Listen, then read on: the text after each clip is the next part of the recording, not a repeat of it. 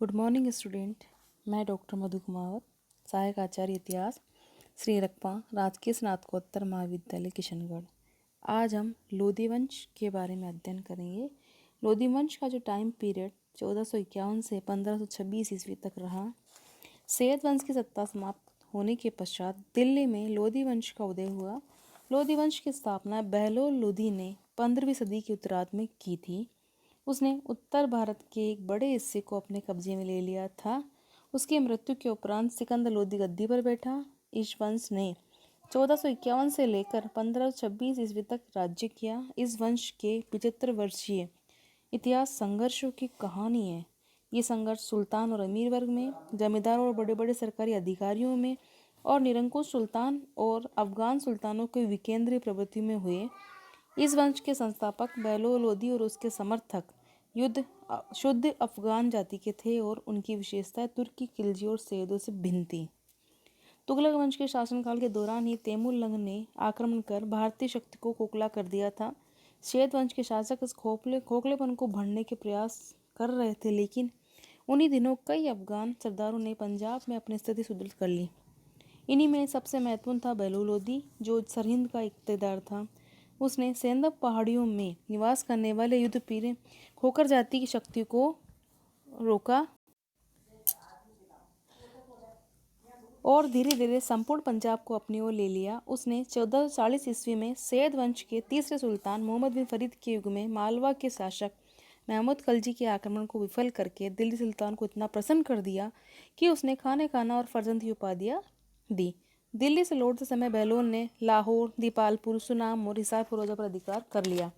अब दिल्ली पर अधिकार करने की तैयारी करने लगा और वह अपनी योजनाओं में सफल हुआ, क्योंकि सैयद वंश का चौथा और अंतिम सुल्तान विलासी जीवन व्यतीत करने के लिए आलम शाह दिल्ली छोड़कर बदायूं में रहने लग गया था।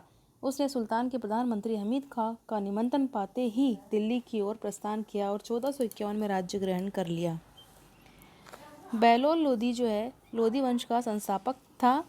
19 अप्रैल 1451 ईस्वी को बहलोल शाह गाजी की उपाधि से दिल्ली के सिंहासन पर बैठा। दिल्ली पर प्रथम अफगान राज्य की स्थापना का श्रेय बहलोल लोधी को दिया जाता है। बहलोल लोधी ने बहलोल सिक्के का प्रचलन करवाया। वह अपने सरदारों को मकसद अली कहकर पुकारता था। वह अपने सरदारों के खड़े रहने पर स्वयं भी खड़ा रहता था। बहलोल लोधी का पुत्र निजाम खान 17 जुलाई 1489 ईस्वी में सुल्तान सिकंदर शाह की उपाधि से दिल्ली के सिंहासन पर बैठा। 1504 ईस्वी में सिकंदर लोधी ने आगरा शहर की स्थापना की। भूमि के लिए मापन के प्रामाणिक पैमाना गजे सिकंदरी का प्रचलन सिकंदर लोधी ने किया। गुल्लुखी शीर्षक से फारसी कविताएं लिखने वाला सुल्तान सिकंदर लोधी था। यह कई बार कॉम्पिटिटिव एग्जाम में पूछा जाता है। सिकंदर लोधी ने आगरा को अपनी नई राजधानी बनाया। इसके आदेश पर संस्कृत के एक आयुर्वेद ग्रंथ का फारसी में फरंग सिकंदरी के नाम से अनुवाद हुआ। इसने नगरकोट के ज्वालामुखी मंदिर की मूर्ति को तोड़कर उसके टुकड़ों को कसाईयों को मांस तोड़ने के लिए दे दिया था। इसने मुसलमानों को ताजिया निकालने एवं मुस्लिम स्त्रियों के पीरों तथा संतों के मजार पर जाने पर प्रतिबंध लगा दिया था। गले की बीमारी के कारण सिकंदर लोधी की मृत्यु 21 नवंबर 1517 ईस्वी को हो गई। इसी दिन उसका पुत्र इब्राहिम शाह की उपाधि से आगरा के सिंहासन पर बैठा। इब्राहिम लोधी अपने पिता के विपरीत सुल्तान को गद्दी पर बैठते ही अफगान सरदारों की दुश्मनी का सामना करना पड़ा। उसने अपने पिता को शक्तिशाली सामंतों से घिरा पाया, जो अपनी शक्ति बढ़ाने के चक्कर में केंद्रीय सत्ता को कमजोर बनाना चाहते थे। उसके पिता को अपने भाइयों और संबंधियों से लड़ना पड़ा था। इस लड़ाई में उन सरदारों ने उनके पिता का समर्थन किया जो राजकुमारों को समृद्ध प्रांतों से हटाना चाहते थे।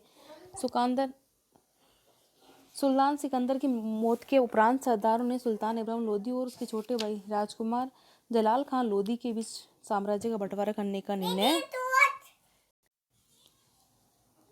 इब्राहिम को यह बंटवारा मानने हेतु मजबूर किया गया, जिससे स्वाभाविक रूप से केंद्र कमजोर हुआ। सुल्तान ने अपने विश्वास पत्रों को दरबार महत्वपूर्ण पद दिए और कुछ को प्रांतों का प्रमुख बनाकर भेजा। इसके फलस्वरूप पुराने सामंतों को अपने भविष्य की चिंता होने लगी और वे प्रांतों में शक्ति मजबूत करने लगे। इब्राहिम लोदी इब्राहिम की नीति से भयंकर परिणाम सामने आए। सामंत स्वामी और भृत्य के संबंध स्वीकार करने को तैयार नहीं थे। उत्तराधिकारी के झगड़े को सुलझाने के बहाने साम्राज्य विभाजन के प्रस्ताव से उनके अहंकार जनित विरोध की व्यक्ति हुई। इब्राहिम के काल में भूमिकर व्यवस्था के संबंध में केवल एक ही बात का उल्लेख मिलता है कि उसने लगान देने की प्रथा चला दी। इसके कारण अनाज खूब सस्ता हो गया और साधारण लोग भी आराम से रहने लगे। जैसा कि डॉक्टर त्रिपाठी ने कहा, तरकारी, फल आदि सड़ने वाली वस्तुओं के ऊपर इस समय भी निश्चित ही नकद लगान लेने की व्यवस्था रही होगी, जिसमें लगान लेने के कारणों का उल्लेख नहीं मिलता। किंतु जैसे टॉमस ने लिखा है कि इस समय चांदी सोने की बहुत कमी थी, जिसके कारण सिक्के मिलना दुर्लभ होता था। जब बाजार में अनाज की आमदनी अधिक व आबाद हो गई तो उसके दाम में गिरावट करना अनिवार्य हो गया। अतः अनाज की सस्ती का प्रमुख कारण लगान लेना न होकर मुद्रा का प्रभाव था। वास्तव में लगान लेना भी मुद्रा के प्रभाव के कारण आरंभ किया गया था। 21 अप्रैल 1526 ईस्वी को पानीपत के प्रथम युद्ध में इब्राहिम लोदी बाबर से हार गया। इस युद्ध में मारा गया। बाबर को भारत पर आक्रमण के लिए निमंत्रण पंजाब के शासक दौलत खां लोदी व एवं इब्राहिम लोदी के चाचा आलम खां ने दिया था। मोट की मस्जिद का निर्माण सिकंदर लोदी के वजीर द्वारा करवाया गया था। इब्राहिम लोदी के शासन युग की अंतिम लेकिन ऐतिहासिक दृष्टि से सबसे महत्वपूर्ण घटना पानीपत का युद्ध मानी जाती है, जिसमें वह बाबर से हार गया और रणक्षेत्र में उसकी मृत्यु हुई। बाबर की सेना ने दिल्ली और आगरा पर अधिकार कर लिया और इसके साथ ही लोदी वंश का पतन हुआ तथा मुगल वंश की स्थापना हुई। धन्यवाद।